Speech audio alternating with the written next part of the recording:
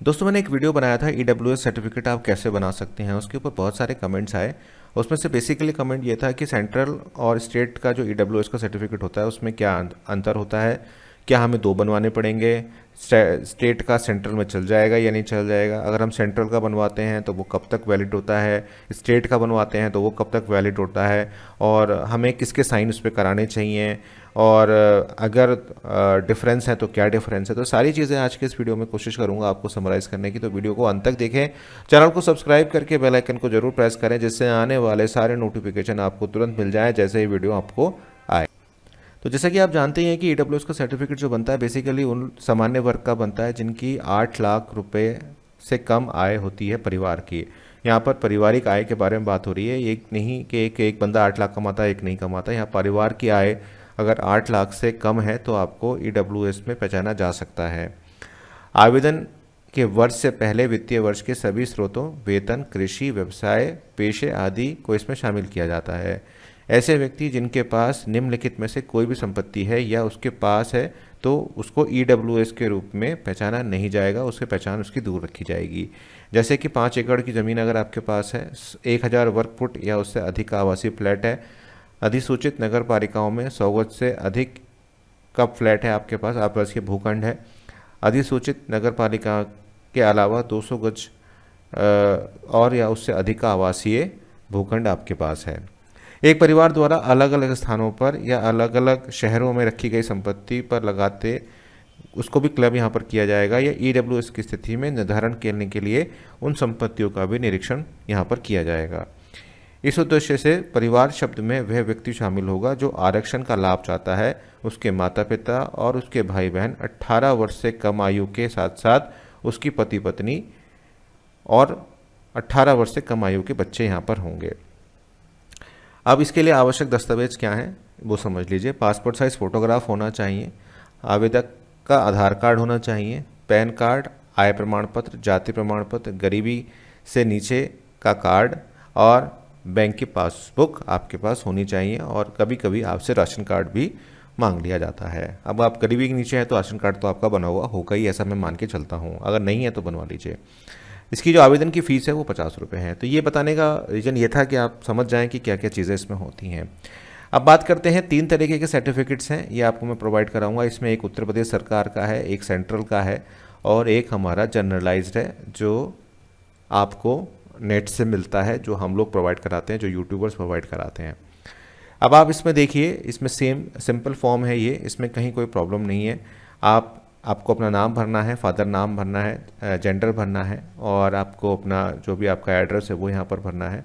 और यहाँ पर आपको अपनी जो 5 एकड़ वाली जो स्थिति है वो आपको भरनी है, जो मैंने आपको यहाँ पर अभी बताई थी। ये देखिए, अगर आपके पास ये यस होगा तो बनेगा ही नहीं, और ये सारी चीज़ें जो सेम हैं वो मैंने आपको बताई। तो ये एक तरीके का जनरलाइज्ड फॉर्म होता है जो आप नेट से डाउनलोड करते हैं और भर के लेके जाते हैं। यहाँ पर कोई स्टेट यहाँ पर लिखी हुई नहीं है, मैं अगेन कह रहा हूँ ये जनरल फॉर्म है। अब बात करते हैं, ये सेंटर का फॉर्म है जो आपको मिलता है। ये आप नेट से भी डाउनलोड कर सकते हैं, वेबसाइट से भी डाउनलोड कर सकते हैं। और ये फॉर्म आपका स्टेट में भी काम करता है। अब कैसे करता है यहाँ पर, क्योंकि यहाँ पर गवर्नमेंट ऑफ करके छोड़ दिया गया है, यहाँ पर कुछ ऐसा लिखा नहीं गया है, ठीक है।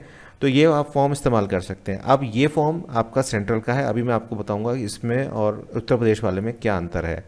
ये उत्तर प्रदेश सरकार का फॉर्म है, यहाँ पर आपका लिखा हुआ है, अगर आप देखें तो ये इस तरह से यहाँ पर पूरा का पूरा यहाँ पर ब्यौरा यहाँ पर दिया गया है।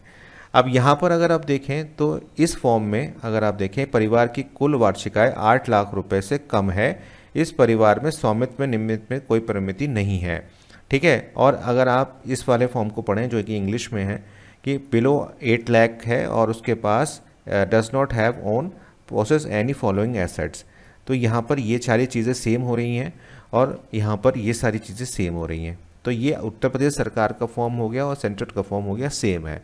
अब इससे आपको क्या पता चलता है? इससे ये पता चलता है कि आपका जो फॉर्म है सेंट्रल का और आपका स्टेट का, अगर आपका स्टेट सेंट्रल को फॉलो करता हुआ चल रहा है, मतलब जो सेंटर की पॉलिसी है ईडब्ल्यूएस के लिए वही आपका स्टेट भी फॉलो कर रहा है, उस केस पे आपको सिर्फ एक बनवाने की ज़रूरत है, ठीक है, समझ गए होंगे आप मेरी बात को। मैं आपको रिपीट कर देता हूँ कि अगर आपका स्टेट, मान लीजिए आप उत्तर प्रदेश में रहते हैं और जो सेंट्रल का फॉर्म है जो आपके सामने है, वो उनकी नॉर्म्स, उनकी कंडीशन, उनकी शर्तें और आपके स्टेट की शर्तें सेम हैं, तो आप यहाँ पर भर सकते हैं। लेकिन अगर आपके स्टेट की शर्तें, मान लीजिए सेंट्रल ने 8 लाख कर रखी है, आपके स्टेट ने 5 लाख कर रखी है, एक क्लॉज है उस केस में, या 5 एकड़ यहाँ पर कर रखी है, आपके स्टेट ने 2 एकड़ कर रखी है, तो यहाँ कहने का मतलब ये है कि आपको फॉर्म भरवाने से पहले सेंट्रल की जो नॉर्म्स है उन्हें पढ़ना है, उसके बाद आपको अपने स्टेट की जो नॉर्म्स है उन्हें पढ़ना है। अगर डिफरेंस है तो आप 2 बनवाएंगे, और अगर डिफरेंस नहीं है तो आपका एक में ही काम चल जाएगा। अब दूसरा पॉइंट यहाँ पर यह आता है कि valid of the year, central का 1 साल के लिए वैलिड होता है और स्टेट का भी 1 साल के लिए वैलिड होता है, अगर सेम प्रोसेस में चल रहे हैं।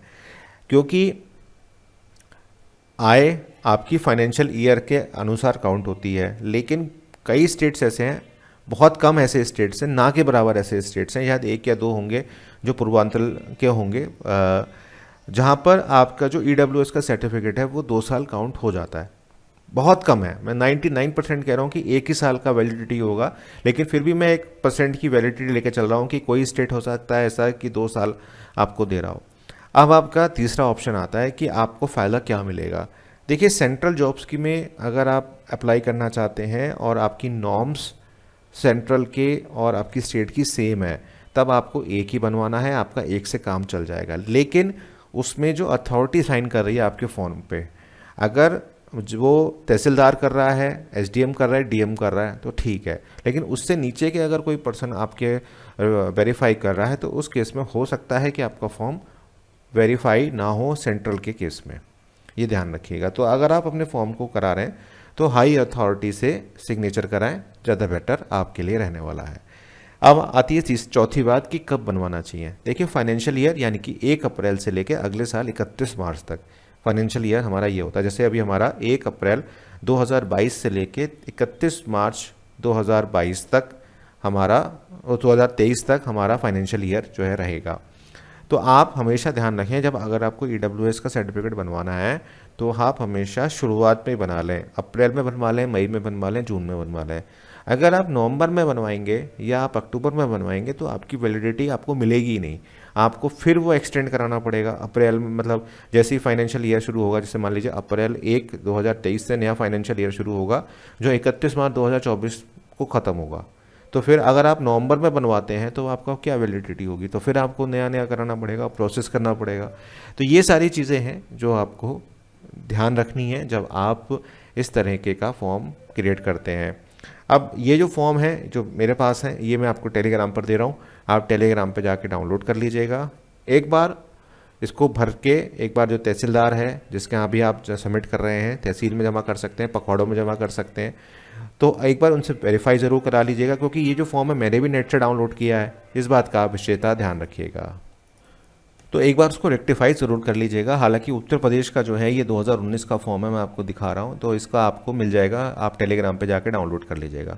तो पहला डिफरेंस हुआ कि आपका स्टेट और आपका सेंट्रल का सेम है तो आपका 1 बनेगा, अगर डिफरेंस है तो 2 बनेंगे। दूसरा, वैलिडिटी 99.9% 1 साल की होती है, लेकिन कुछ स्टेट्स हो सकते हैं ऐसे जो हो सकता है 1 साल से ज़्यादा की वैलिडिटी देते हो।